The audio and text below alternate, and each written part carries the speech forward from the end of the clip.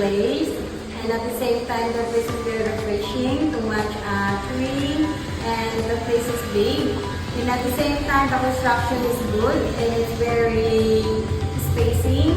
And you have a lot of access, like for example, parking area, playground, swimming pool, and the environment is very convenient to everyone. All the staff and everybody, they are very friendly, approachable, and easy to talk. Even if you have something to ask or say for anything, they are there for you to help, and very friendly.